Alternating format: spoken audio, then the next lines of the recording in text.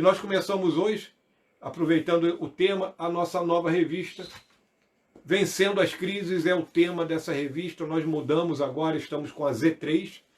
É uma editora que nós já usamos outras vezes, é a antiga Socep, tá? É a mesma.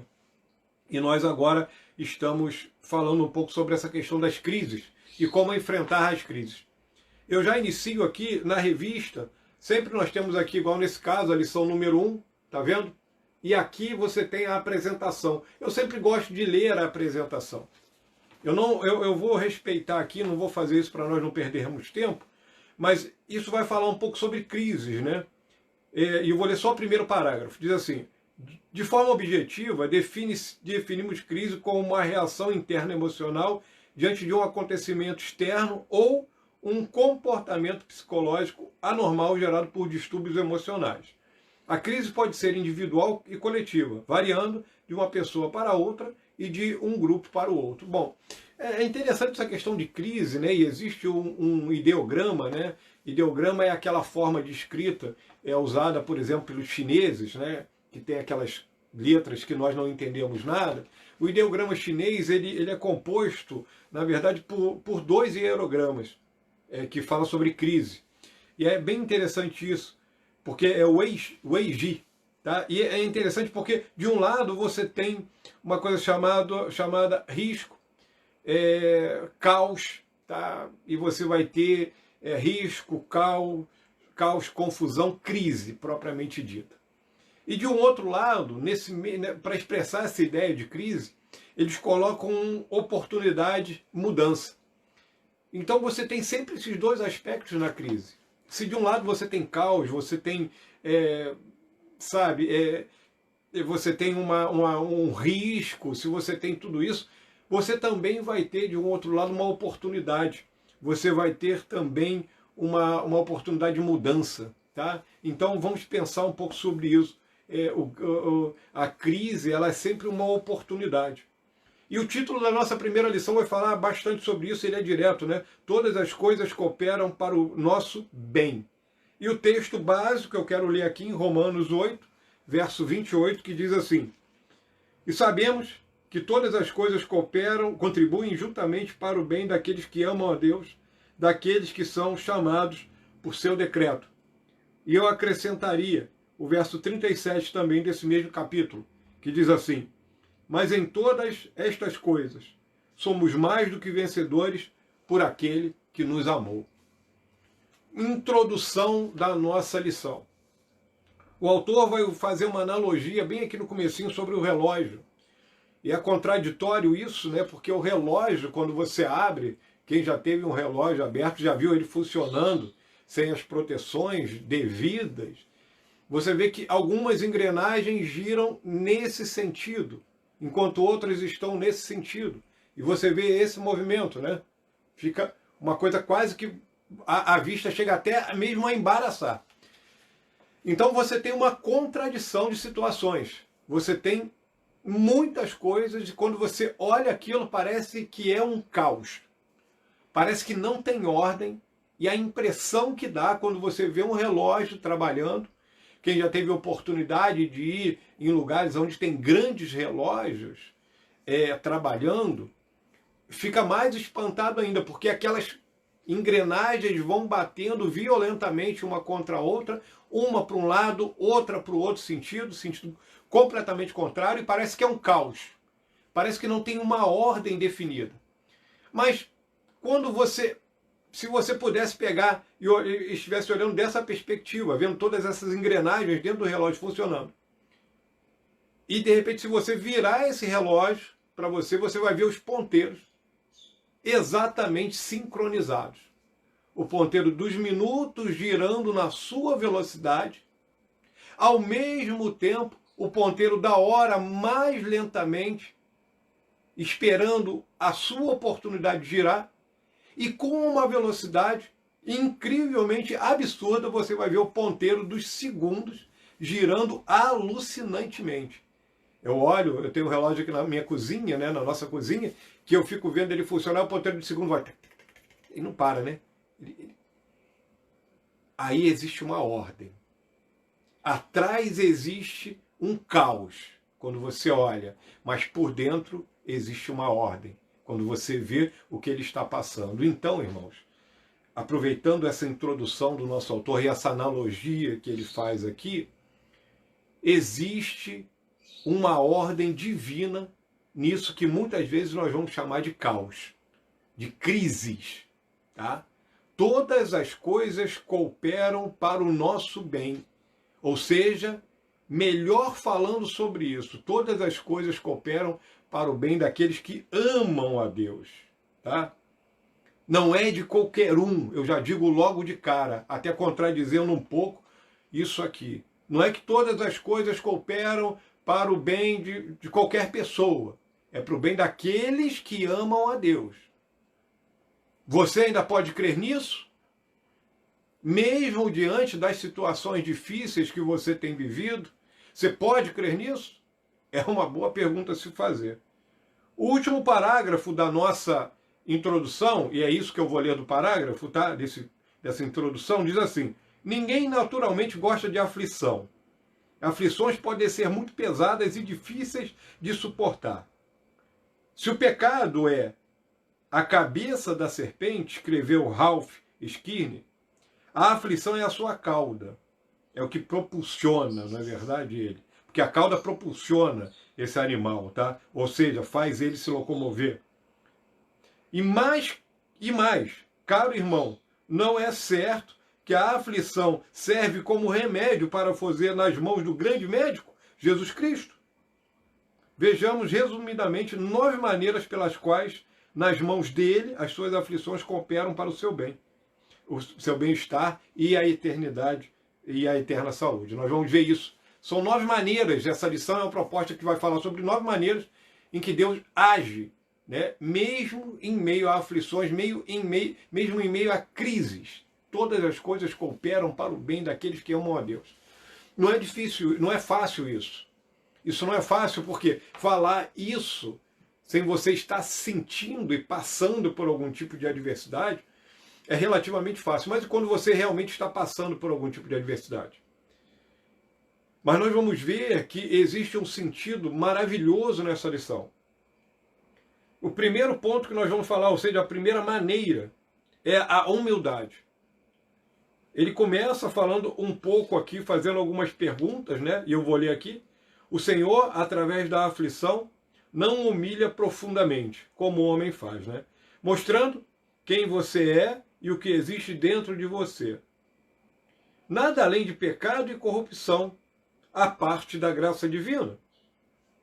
Não lhe ensina o valor, não lhe ensina o Senhor, através da aflição, a mesma verdade que ele ensinou a Israel em Deuteronômio 8, e diz assim, né? Que te conduziu por aquele grande e terrível deserto de serpentes abrasadoras e escorpiões, de secura em que não havia água, que no deserto te sustentou com maná, para te humilhar, para te provar e afinal te fazer bem? Bom, existe muitas vezes nas aflições um sentido de nos fazer lembrar desse item tão importante pelo qual Deus trabalha nas nossas vidas, ou seja, a aflição, a humildade.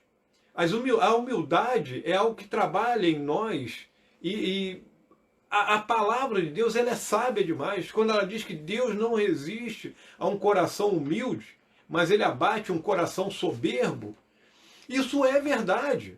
Porque a humildade é algo que ele vai ser experimentado por pessoas que passam por problemas, às vezes, de crises dentro da sua vida. Seja isso na área sentimental, na área de relacionamentos, na área relacionamento que eu digo matrimonial, casamento, no trabalho e em muitos outros lugares. As crises, irmãos, elas fazem parte da nossa vida. A humildade é uma das maneiras que Deus nos ajuda a compreender de maneira melhor que Ele está trabalhando para o nosso bem. A humildade, e essa humildade, ela tem que partir de você. Ela é semeada pela palavra e ela parte de você para Deus. É você dando um testemunho de que mesmo passando por algumas crises, você continua humilde na presença do Senhor. O autor fecha aqui, eu quero ler isso, aqui o último parágrafo. Ele diz assim: a aflição não só faz o verdadeiro crente se humilhar diante de Deus, mas o conserva humilde. É exatamente isso. Não é somente, tá, como ele coloca aqui, não é só o crente se humilhar, é que ele conserva o crente humilde. Isso é um processo que ele passa por essa conservação da humildade. Não é só fazer ele ficar humilde, é conservá-lo humilde. Algumas aflições que nós passamos, irmãos, elas batem de frente com a arrogância que existe naturalmente no nosso coração. Eu gosto muito desse primeiro tópico, verdadeiramente. E isso é uma das maneiras que Deus trabalha em nós com a humildade, para fazer nós entendermos que verdadeiramente nós somos mais do que vencedores por Ele, em nome dEle. E olha, isso já acaba com qualquer possibilidade de arrogância. Não é por você. Olha só, você imagina o que é isso? Nós trabalhamos numa sociedade e nós vivemos de uma maneira meritória. Ou seja, tudo que você tem porque você se esforçou. Isso, materialmente falando, acontece assim. Aí vamos analisar as questões intelectuais. Tudo que você tem, intelectualmente falando, ou seja, seus cursos, sua formação, a sua capacidade, tudo isso é mérito seu. Ou pelo menos você pensa assim, o homem natural pensa assim. Por quê? Porque ele se esforçou, ele deu tempo para estudar, ele se debruçou, ele leu, ele estudou outras línguas, e assim vai. Mas olha o que acontece quando esse ser humano comum ele encontra-se com Deus. Quando ele tem um novo nascimento. Quando ele tem a palavra da verdade revelada para ele. Sabe o que acontece? Ele vai entender que tudo isso que ele fez é nada. Porque quem deu a ele tudo isso foi o Senhor. Isso é humildade. Tópico número 2. A segunda maneira que ele vai falar é revelação. É um desses métodos, é que ele coloca como segundo, tá? É onde Deus trabalha em nós para entendermos que Ele verdadeiramente cuida de nós em todos os momentos. Através da aflição, e toda vez que você lê a aflição, você que estudou essa lição, leia a crise, tá? Leia a crise, porque nós estamos estudando justamente isso aqui, como passar por crises. Então, através da aflição, o povo de Deus aprende o que é o pecado na sua desonrada, corrompida e maldita natureza. Através da aflição, eles aprendem que, como foi apropriadamente dito, o pecado tem o diabo por pai, a vergonha por companheira e a morte por salário. Eles aprendem pela aflição que o pecado, na verdade, é um ataque ao coração, ao ser e aos atributos de Deus, como escreveu John Bunyan. Aí ele coloca a citação, né? O pecado é uma afronta à justiça de Deus, uma violência contra a sua misericórdia, escarnecedor da paciência e menosprezar o seu amor. Eles aprendem, né, aí finalizando, através da aflição, que o pecado é tanto a força da sua morte como a morte da sua força. É interessantíssimo. A revelação, por que ele coloca aqui? Isso é uma das maneiras. Todas as coisas cooperam para o bem daqueles que amam a Deus. Isso tem que ser revelado pelo Espírito Santo de Deus aos nossos corações. Isso não é algo fácil de entender, irmãos. Como que você vai chegar para alguém que perdeu um ente querido, uma pessoa que amava, que vivia com ele, e vai dizer o seguinte: olha, sabe isso que aconteceu contigo? Isso aí coopera para o seu bem. Mas, irmãos, todas as coisas cooperam para o bem daqueles que amam a Deus. Aqueles que amam a Deus têm uma visão diferente desse mundo. Aqueles que têm mais responsabilidade no reino, e eu digo isso com toda certeza, têm uma visão muito diferente ainda daqueles que estão no meio do povo de Deus. Ele entende que as aflições vão gerar algo, mas isso tem que ser revelado no coração, você tem que ter intimidade, sabe por quê? Porque essa revelação quem faz é Deus. Quer ver um caso desse clássico? Eu vou falar de um caso desse clássico, rapidamente, que a lição é longa, tá? Mas olha só, tem um caso desse aqui em Atos capítulo 20, depois você anota e depois vê, se puder ver agora, vê de uma vez. Atos capítulo 21, verso 12 e 13. Olha o que diz. E ouvindo nós isto, é Lucas falando, ele fala aqui, nesse termo, na terceira pessoa, né? Ele se coloca no meio. E ouvindo nós isto, rogamo-lhes, tanto nós como os que eram daquele lugar, que não subissem a Jerusalém. Mas Paulo respondeu, que fazeis vós, chorando e magoando-me o coração? Porque eu estou pronto não só a ser ligado, mas ainda a morrer em Jerusalém pelo nome de nosso Senhor Jesus Cristo. Glória a Deus! Isso tinha sido revelado ao coração de Paulo. Não era uma novidade. Quando Ágabo profetiza nessa oportunidade aqui, o profeta Ágabo pega o cinto, liga as mãos e os pés, sai pulando no meio da sala e diz assim, olha, o dono desse cinto, quando chegar em Jerusalém, é isso que vão fazer com ele. Era cadeia, era prisão. E Paulo, irmãos, mesmo depois de ouvir a opinião de homens de Deus, que falaram, Paulo, não faz isso contigo. Paulo, o que você vai fazer lá? Está avisado, Paulo. Ele diz que estava pronto não só a ser preso, mas como a morrer pelo nome do Senhor Jesus Cristo. Isso é revelação divina. Isso é intimidade com Deus. Você não pode pegar isso aqui que eu estou passando hoje, que nós estamos estudando, ao pé da letra, e dizer para todo mundo, ó, todas as coisas cooperam para o seu bem. Você não pode falar isso para todo mundo, porque cooperam para o bem daqueles que amam a Deus. Agora, tem muitas coisas que verdadeiramente não cooperam para o bem das pessoas. Tem muitas coisas que às vezes são colheitas, a pessoa plantou aquilo e está colhendo isso. Mas Deus, ele é tão poderoso que mesmo depois de muito tempo plantando o mal, uma pessoa que aceita Jesus como Salvador, ela ainda pode colher bons frutos. Ela ainda pode entender que sim, todas as coisas cooperam para o bem de quem ama a Deus. Sabe por quê? Tem uma revelação no seu coração. O Espírito Santo vai revelar que aquele caminho ruim e torto que ela teve foi o caminho que a levou até Cristo. Terceiro ponto, nós vamos falar um pouco sobre crescimento.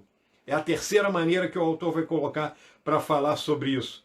Crescimento. Isso é uma das maneiras que Deus usa também para nos dizer que Ele está cuidando de nós, não é verdade? Para nos dizer que todas as coisas cooperam para o nosso bem. O autor vai falar aqui, olha, e eu quero pular essa primeira parte aqui. Tem um parágrafo, 2 parágrafos, 3 parágrafos. No quarto parágrafo, você já achou aí? Você sabe que em alguns países... achou? Então eu vou ler aqui para você. Você sabe que em alguns países certas árvores crescem, mas não dão fruto, por não haver inverno ali. O cristão precisa de invernos de aflição para experimentar o florescer das primaveras, o crescimento do verão e a colheita do outono. A vida dos filhos de Deus é como um sino. Quanto mais forte se bate, melhor ele toca. Eles aprendem mais sobre a vara que os disciplina do que sobre o cajado que os consola. O bom pastor não está afogando suas ovelhas quando as lava, nem as está matando quando tosquia. Pelo contrário, sua lavagem é uma higiene necessária e suas correções são lições essenciais. Meus queridos irmãos, crescimento. Crescimento é algo desejado, mas é algo que nem todo mundo quer. Sabe por quê? Porque crescer dói. Eu já falei isso várias vezes na igreja, o pessoal sabe disso. Tem uma dor que está relacionada muito aos adolescentes, que é a dor do crescimento. Você sabia disso? Tem alguns adolescentes que sentem isso. Dor do crescimento. Crescer dói. O mundo físico, ele fala para que nós entendamos melhor sobre as coisas espirituais, isso é fato. Veja só. Existe no processo de exercitar-se microlesões que você provoca na sua musculatura. São lesões pequeniníssimas, microscópicas, que acontecem na sua fibra muscular. É por isso que depois de andar muito, de correr muito, ou de fazer exercícios na academia exageradamente, ou ficar muito tempo parado e voltar a se exercitar, correr, andar, ou qualquer outra coisa que você faça, você vai ter dor no outro dia. Porque essas microlesões, elas vão acontecer. Olha como é que isso é importante para o crescimento. Se você quer crescer, se você quer ter essa massa magra aumentada, você não pode parar e simplesmente descansar. Você vai ter que continuar num processo de recuperação e lesão. Recuperação e lesão. Recuperação e lesão. Até que um dia, evidentemente, chega em um limite. Tá? Mas você sempre vai ter esse processo de lesão e recuperação. Isso é um processo contínuo. Eu quero dizer uma coisa. Isso é saudável para o corpo. E isso que eu acabei de falar é saudável para o corpo. O autor fala aqui do sino, que quanto mais forte se bate nele, mais o som fica bonito. Essa é a vida cristã. O autor fala sobre essa questão das árvores, que precisam de todas as estações para que deem frutos. Irmãos amados, nós precisamos de passar por todas elas. Nós precisamos de passar pelos invernos da vida, onde está frio, onde não tem muita produção. Nós precisamos passar pela primavera, pelo período das flores, da alegria, do contemplar. Nós precisamos de passar pelo outono da vida também, que é um período de preparo para a próxima estação. Nós precisamos de passar pelo verão, por esse período de alegria, de calor, de abundância, de vida, de proliferação da vida. Então, todas as estações da vida são importantes. Todas as coisas cooperam para o bem daqueles que amam a Deus. Crescimento é necessário. Tem gente que quer crescer, mas não quer se arriscar. Ele quer crescer, mas não quer se lesionar, se machucar. Tem gente que acha que crescimento vem à custa de ficar sentado e nunca vai acontecer isso. Para crescer, você precisa de se exercitar espiritualmente falando. Você precisa de se dedicar às coisas. Para ter crescimento na vida, você tem que enfrentar as crises da vida e enfrentar de verdade, tá, meu querido? O outro caminho que ele coloca aqui, e esse é muito bom também, é a comunhão. E eu fiquei pensando, por que ele colocou esse caminho também? Vamos lá, vamos entender o que o autor quer dizer com isso. O Senhor se utiliza da aflição ou das crises, né, como um meio de fazer o seu povo buscá-lo. Isso é verdade, querido? É água, tá? Isso é verdade? O que você acha? Eu sei que você vai responder aí, é verdade, ou vai colocar aquela mãozinha, né? Eu sei disso. O Senhor se utiliza da aflição como um meio para fazer o seu povo buscá-lo, para trazê-lo de volta à comunhão com ele e para mantê-lo junto ao seu lado. Como na tempestade as ovelhas buscam estar junto ao seu pastor, assim diz o Senhor de Israel, estando eles angustiados, cedo me buscarão. Oséias 5, verso 15.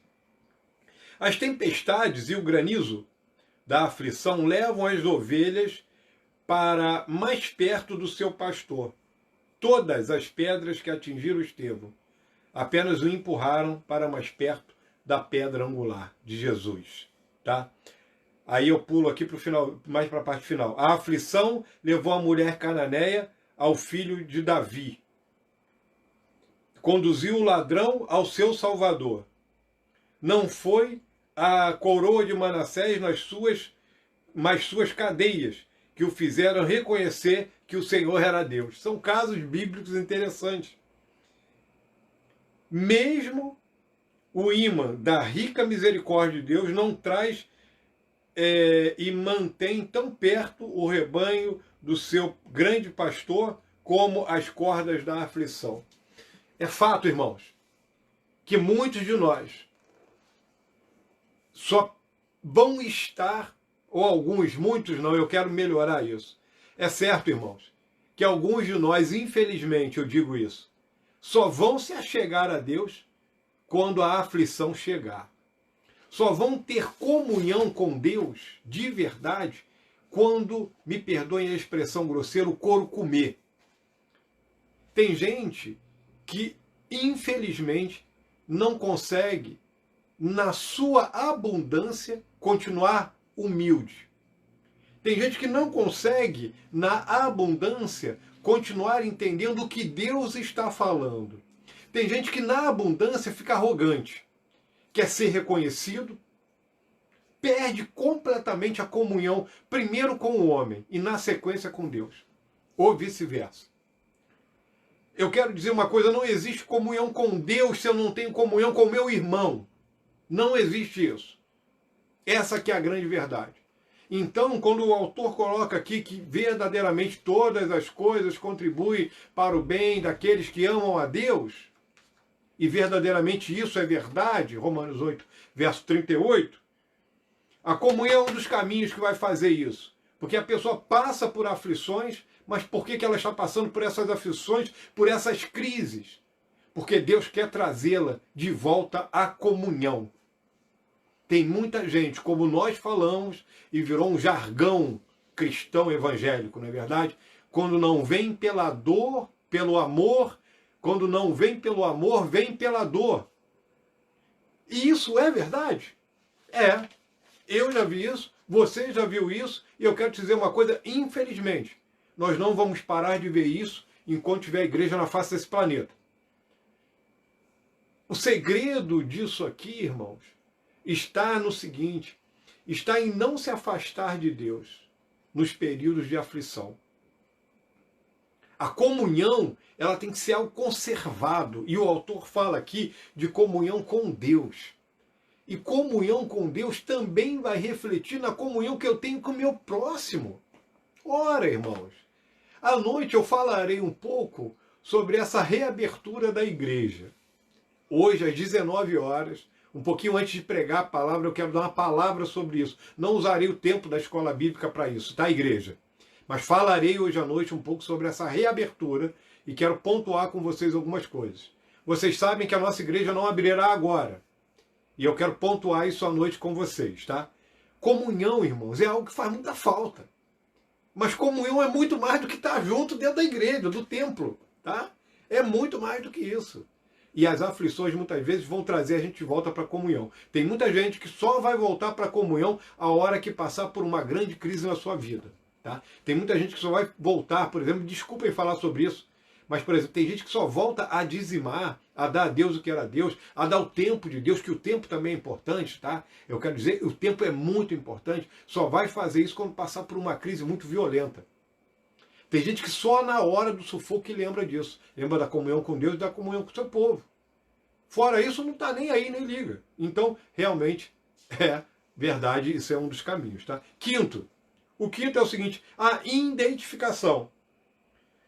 O autor coloca isso, e eu gostei também desse tópico que ele fala um pouco sobre isso, e vejam só, o Senhor usa as aflições ou as crises para moldar o seu rebanho à semelhança de Cristo, fazendo participante dos seus sofrimentos e de sua imagem. Cristo foi castigado para o nosso aproveitamento. O autor dos Hebreus escreveu o seguinte, a fim de sermos participantes da sua santidade, Hebreus 12, verso 10. Deus tinha apenas um filho sem pecado, mas nenhum sem aflição. O autor foi bem aqui, né? Deus tinha um só filho, Jesus, é o seu filho unigênito. Mas esse filho sem pecado, ele foi aquele que sofreu as maiores aflições. Isso aqui está de acordo com aquilo que eu tenho falado muitas vezes, em algumas outras oportunidades, que aquelas pessoas que sabem, que são as pessoas mais santas diante de Deus, nesse mundo, são as que resistem mais ao pecado. Ao contrário do que normalmente nós pensamos, as pessoas que mais se deleitam nos pecados, de todos os pecados sentidos, não são as que conhecem mais sobre pecado. As que conhecem mais sobre o pecado são aquelas que resistem a ele, que entendem os seus gatilhos, que entendem os seus primeiros sinais e que fogem dele. Essas são as pessoas mais vitoriosas. Sabe por quê? Porque essas pessoas se identificam com Cristo. Elas foram salvas por Cristo e a aflição ela traz isso também, uma identificação. Cristo ele foi muito generoso, irmãos, durante o seu ministério terreno. Ele disse que nós passaríamos por aflições, assim como ele passou. Ele falou algumas vezes, isso está registrado no texto bíblico, nos evangelhos, de que se eles fizeram aquilo que fizeram com o lenho verde, imagina com o seco que somos nós. Irmãos, essas aflições, elas nos identificam com Cristo. Cristão passa por aflições, passa por crises. O grande problema é aquele que Paulo também escreveu sobre isso. Não padeça como um malfeitor. Não padeça como uma pessoa que não respeita as leis. Não padeça, não seja perseguido porque você é um fora da lei, é um ilegal, é alguém que não paga imposto. Não. Não padeça porque você está descumprindo ordens públicas. Não, irmãos. Padeça, sim, pelo nome do Senhor Jesus. Identificação com Cristo. Cristo sempre obedeceu. Ele obedecia a ordem pública, mas ele sabia o que Deus tinha mandado ele fazer. Ele foi obediente até a morte de cruz. Ele pagou imposto. Jesus andou por essa terra ordeiramente. Nós temos que nos identificar com ele em tudo. A aflição, as crises, vão fazer com que a gente lembre da onde nós viemos. As aflições, elas fazem isso. Você, opa, peraí. E aqui eu quero dar uma situação aqui para vocês também, uma visão sobre isso, que a identificação também para mim ela é um consolo. Porque toda vez que eu passo por algum tipo de aflição, primeiro, olha como é que isso é bonito. Eu olho para o meu próximo e eu vejo, eu sei que isso acontece com outros irmãos também. Eu não sou o bonitão que estou passando por algum problema e sou só eu que estou passando. Não. Mas também tem um outro lado disso. Eu me identifico com o meu irmão e eu me identifico com Cristo. Porque eu sei que Cristo passou por muito mais aflições do que eu estou passando agora. Se console com isso, meu irmão. Seja consolado pelo Espírito Santo de Deus. Identificação é algo que tem preço também. Aqui no finalzinho da lição, espero que você ache aí.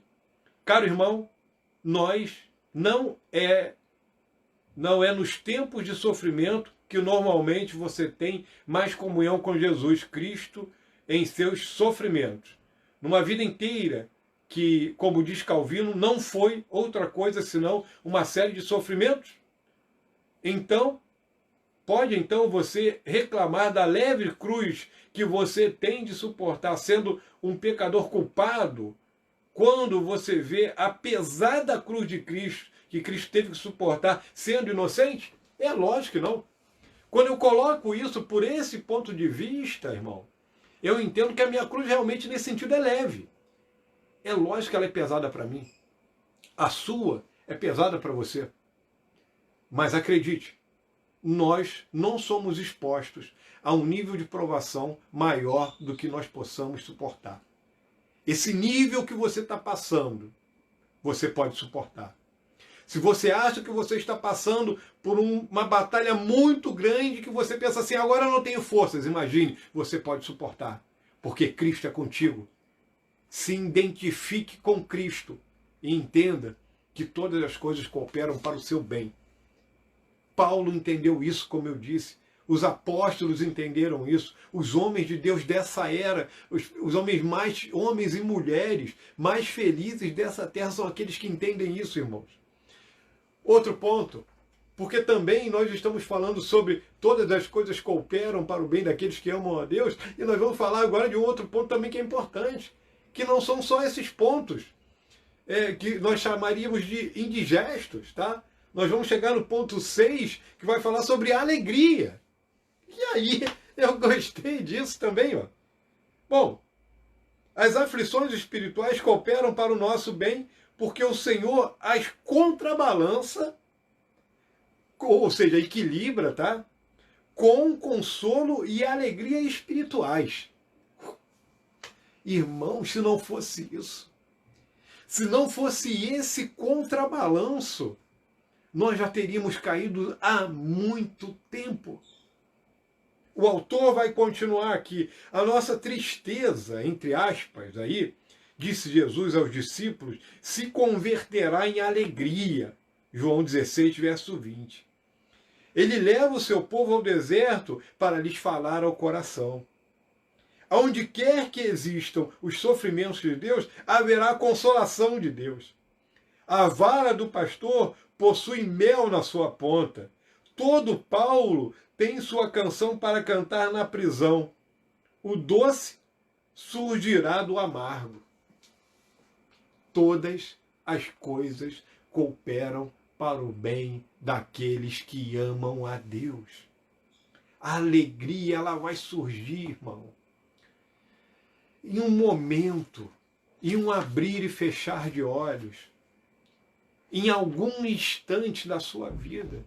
Você vai ter que também cultivar isso, porque esses momentos de aflição e de crise que nós passamos, eles nos levam a buscar a Deus. Como nós vimos aqui os subtópicos passados: humildade, revelação, crescimento, comunhão e identificação.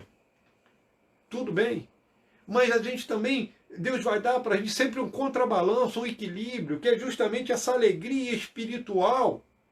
Ele vai falar sobre isso. Tenho-vos dito isto, para que em mim tenhais paz. No mundo tereis aflições, mas tende bom ânimo, eu venci o mundo. É o que o Senhor vai falar para nós.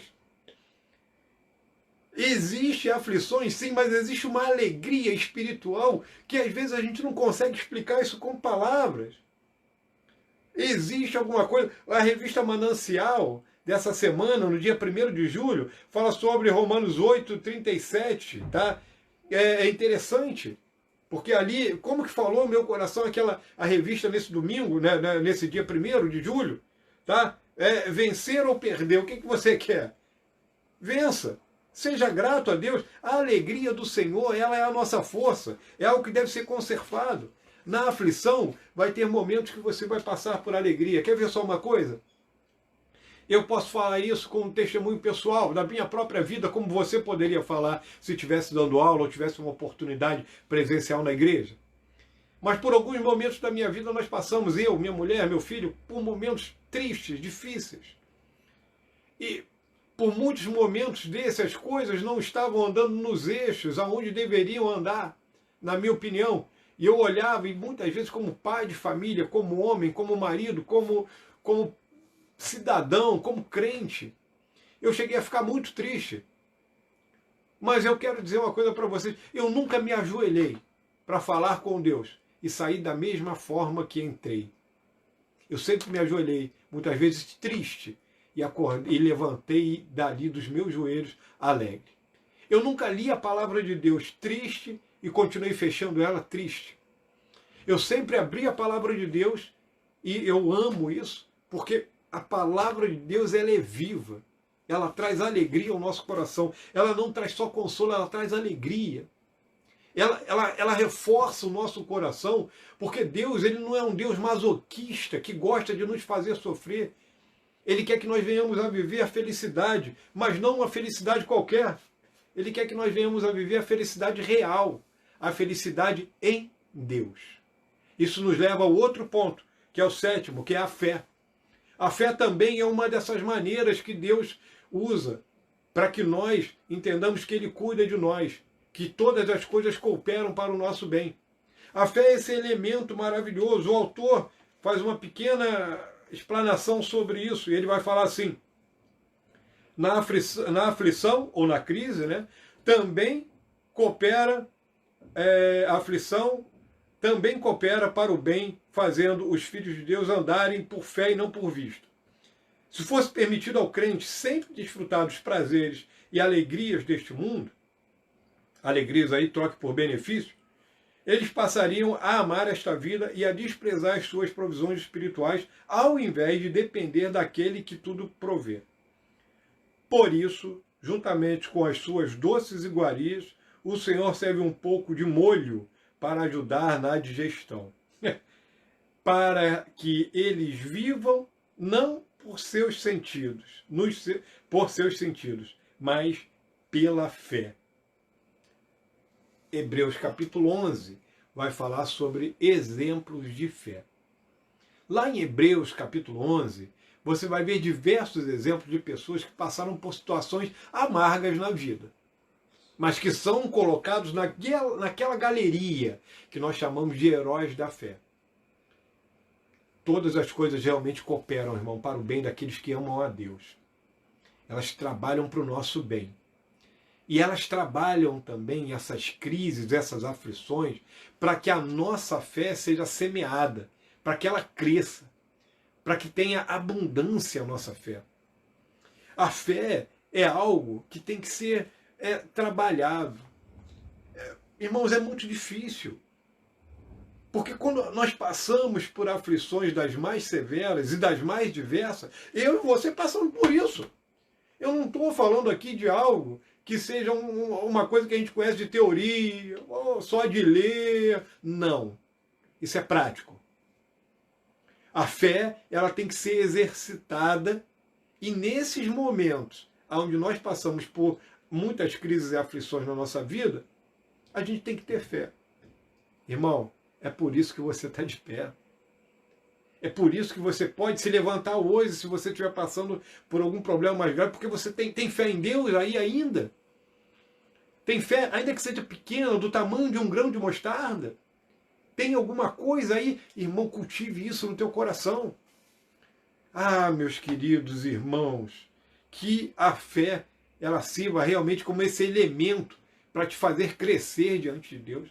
E para entender também que, na verdade, as aflições cooperam para o teu bem. Olha como é que isso é contraditório. Existem algumas pessoas, às vezes, que equivocadamente vão dizer para mim e para você que você tem fé, então vai dar tudo certo na tua vida. E esse tudo certo vai dar na sua vida, eles querem dizer que você vai prosperar em tudo que fizer. Financeiramente, emocionalmente, em tudo. Que você não vai ter problema no casamento, que teu filho vai ser maravilhoso, lindo, inteligentíssimo, que teus trabalhos e teus negócios vão prosperar como nunca, que você sempre terá carros novos, que a sua casa será a melhor casa do mundo, que a sua piscina vai ser maravilhosa, e assim vai. Irmãos amados, Deus pode dar tudo isso e muito mais para aqueles que Ele quer dar. Ele pode fazer isso. Tem gente que trabalha para isso. Tem crente que é esforçado, trabalhador, honesto e inteligente. E investe bem e tem que colher mesmo, tá? Mas, irmãos amados, a nossa fé não é para isso. Ela não é para isso só.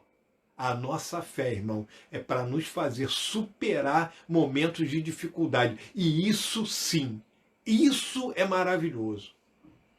Eu já vi algumas teorias ridículas falando que Jesus Cristo era rico. E, irmãos, é vergonhoso. Que falta de conhecimento teológico, que falta de profundidade histórica. É falta de conhecimento, irmãos, não é conhecimento complexo, de conhecimento básico de teologia. Onde já se viu isso? Ele se fez pobre. Ele andou no nosso meio, irmãos. Misericórdia. Que pensamento é esse? A fé, irmãos, ela vai fazer você superar isso. Tenha fé em Deus. Separação, 8º ponto que nós chegamos aqui. E eu quero ler um pedaço dele. Diz assim: a aflição coopera para o bem quando desliga e afasta os cristãos das coisas deste mundo. Um cão nunca morde aqueles que são de casa. Somente estranhos são mordidos, né? A aflição morde tão profundamente os filhos de Deus porque eles ficam tão pouco em casa com a palavra e os costumes de Deus e tempo demais com o mundo e os costumes dos homens. Bom, aqui não tem muito o que discutir, não. As aflições, elas vão também trazer separação. É um dos caminhos. As aflições, as crises que nós passamos, elas vão trazer períodos, sim, onde você vai ter que se separar mais, vai ter que se acostumar mais com as crises, tá? Existem coisas que nos fazem ficar melindrosos. Fazem com que a gente fique muito fraco, irmãos. É o que eu falei, falta de exercício espiritual. A pessoa, ela às vezes tem uma boa condição de compreender determinadas coisas, ela tem uma capacidade cognitiva boa, ela tem um talento que Deus deu a ela para o louvor, para cantar, para tocar um instrumento. Mas, na verdade, ela não exercita, ela não se separa para isso. Em tempos de hoje, eu tenho que falar sobre esse instrumento abençoado que nós estamos usando agora, que é a internet. Os nossos telefones celulares hoje têm muito mais capacidade de processamento de memória do que os computadores da época de 80. Muito mais. 80, 90. E são verdadeiros computadores. Você carrega nas suas mãos, eu carrego na minha mão, um computador na nossa mão. Tem tudo, acesso a tudo de bom e de ruim nesse mundo. Eu discutia isso com 2 pastores um dia desse. O problema não está na internet, o problema está em quem usa. Quem é que faz isso? Mas o tempo dedicado a isso também é muito. Nós vivemos com uma geração que dedica muito tempo demais a isso. E está perdendo tempo para não ler um livro. E se isso não serve para você, não ouça. Tá? Eu digo em que sentido? Se isso não serve para você, não fique magoado. Tá? É o que eu falei de ser melindroso demais. Não seja melindroso demais. Mas tem gente que está ficando muito tempo na internet e não lê um livro. Não sabe nada da cultura do seu país. Não sabe nada da Bíblia. Como que pode? Como que vai ter algum tipo de crescimento? Aí tem algumas crises que nós passamos na vida que vão nos fazer nos separarmos para isso. Aí você começa a entender, não, deixa eu ler se isso que o pastor está pregando é certo mesmo ou não. Aí você vai lá, aí, né, você lê a Bíblia. Opa, deixa eu ver aqui. Quantas pessoas, infelizmente, não abandonaram esse projeto de ler a Bíblia toda esse ano? Começa a ler, alguns eu louvo a Deus que estão evoluindo. Já estão lá na frente, né? Eu estou quase acabando, tá, irmão? O Novo Testamento agora e estou no meio do Velho, hein? Cuidado comigo. Não é uma corrida para ver quem acaba primeiro, não, mas vamos lá, hein? Irmãos, mas olha só essa separação para se dedicar a Deus. Separação aqui, que o autor vai falar, e eu quero trazer para isso, é separação para Deus. É separação para as coisas do Senhor. Você separa períodos do teu dia para buscar a Deus? Em oração? Você e Deus, sozinho. Para meditar na palavra de Deus, tem que ter períodos para tudo isso. Nós temos que equilibrar as coisas, tá? E essa separação, esse período de separação, as aflições, elas nos levam a isso.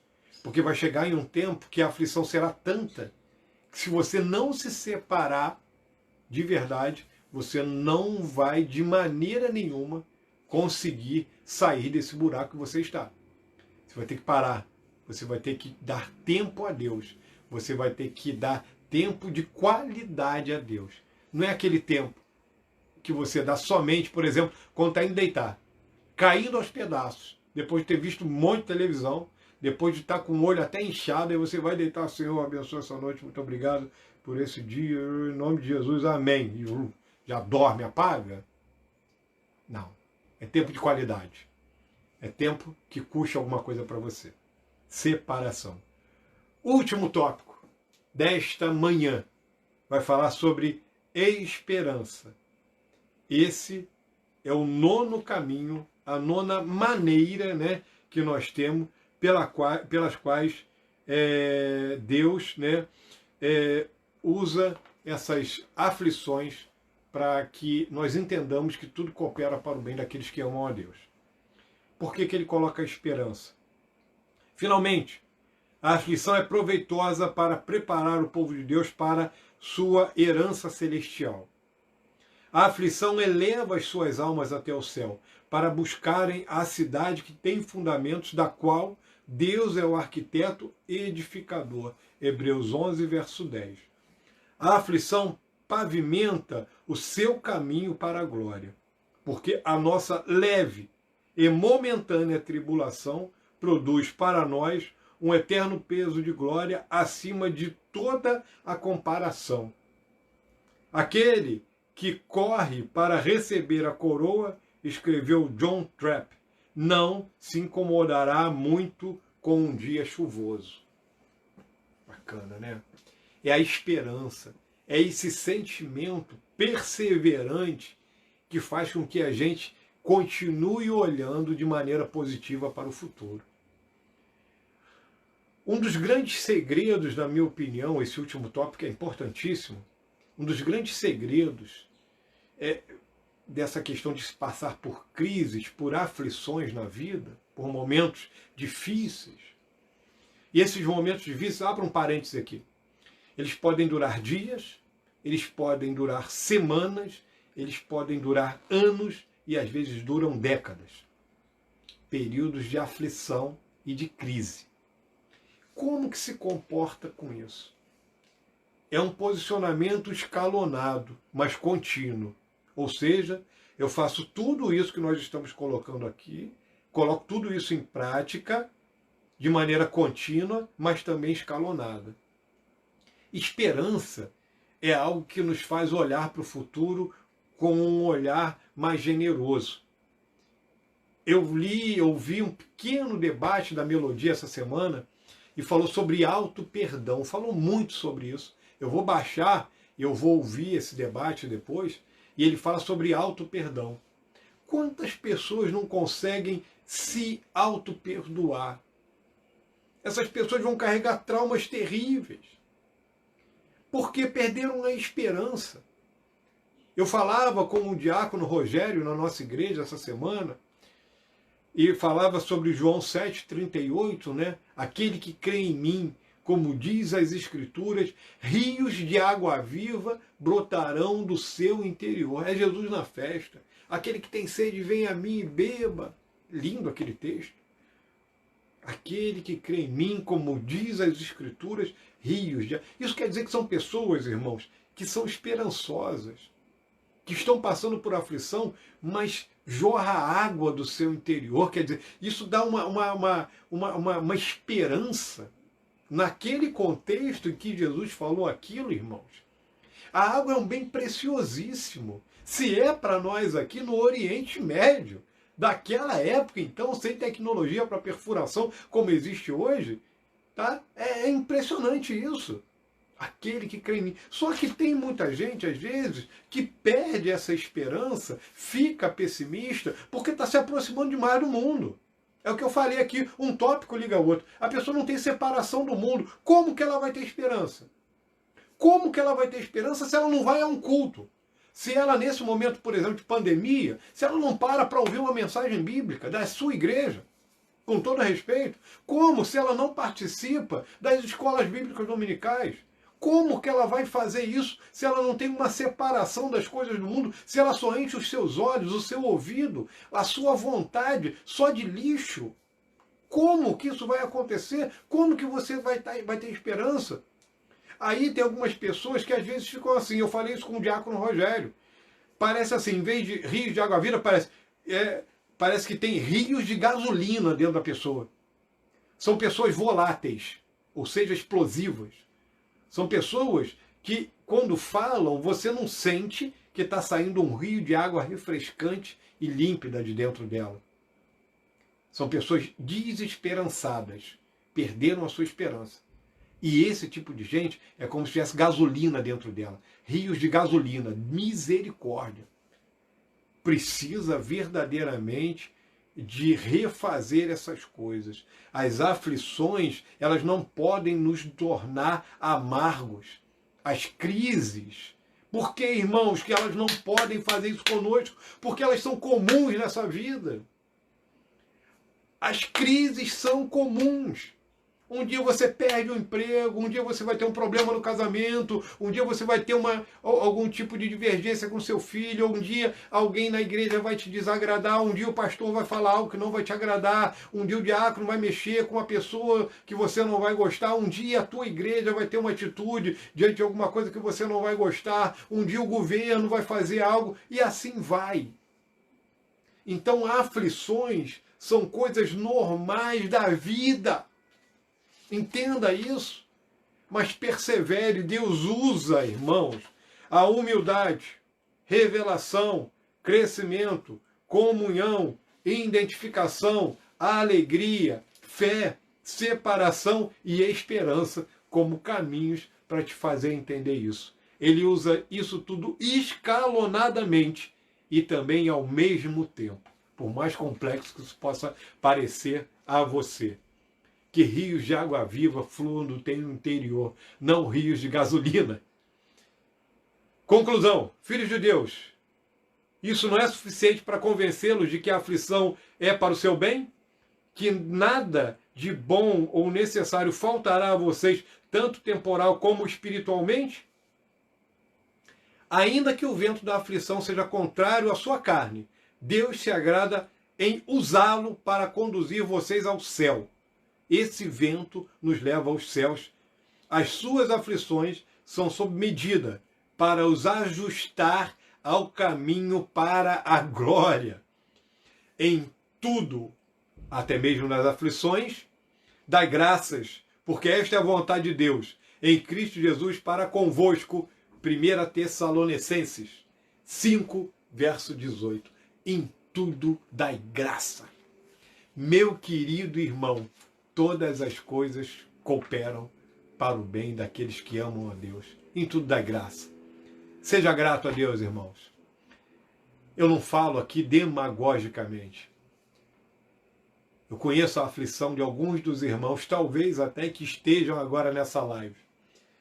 Eu hoje gostaria de ter participado aqui com o computador, estou com o computador aberto aqui, mas não consegui sucesso nisso, eu vou me preparar melhor para isso, porque eu quero que a gente tenha alguns comentários aqui, que eu possa responder algumas perguntas e até pegar uma participação de vocês.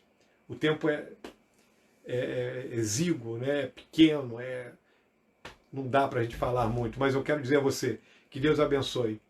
Não desista, irmão, em meio às aflições da sua vida. E que Deus renove o teu coração. Quero fazer uma ligeira oração e já estarei terminando essa escola bíblica dominical. Que Deus te abençoe. Às 3 horas, professores de criança estarão lá à disposição dos pais. Pais, coloque seu filho, plante no coração dele essa semente do Evangelho. Ajude, você é responsável. Coloque ele às 3 horas para ouvir as professoras trazerem essas preciosas lições que elas preparam com tanto carinho. Eu vejo essas lições depois, algumas delas, e que carinho, que empolgação, que coisa linda as irmãs fazem. Dão lições para a gente que somos adultos, tá? Eu peço você que faça isso. Você que estudou a lição, dê um retorno para a nossa superintendência, em nome de Jesus. Pai querido, obrigado, Senhor, por essa manhã. Eu te agradeço e te peço, Pai, que o Senhor continue a aquecer o coração dos teus filhos, Senhor. Que cada um que ouve, cada casa, cada lar, seja abençoado pela tua doce e maravilhosa presença. Que a amargura, Senhor, das aflições, das crises, que talvez alguns tenham passado, estão passando, Senhor, não venha, Pai, a servir como um desânimo, mas que seja um agente motivador para a mudança, Senhor, para a transformação. Toma em tuas mãos cada um dos teus filhos e que a alegria, a força, a bênção, o consolo do teu Espírito Santo esteja sobre cada família. Ajuda-os, Senhor, a ver as coisas com esperança, com fé, e que possamos exercitar isso. Peço por mim, Pai, tu conheces o meu coração, peço pelos teus filhos, o Senhor sabe quem eles são e tudo que eles estão passando. Por isso, meu Deus, confiados em ti, que é aquele Senhor que faz a ferida, mas que também cura, eu entrego tudo aos teus cuidados, em nome de Jesus. Amém. Nos vemos mais tarde, meu querido irmão, e que Deus lhe abençoe grandemente. Um grande abraço, um beijo no coração. Até às 19 horas de hoje, com a pregação da Palavra de Deus. Um abraço.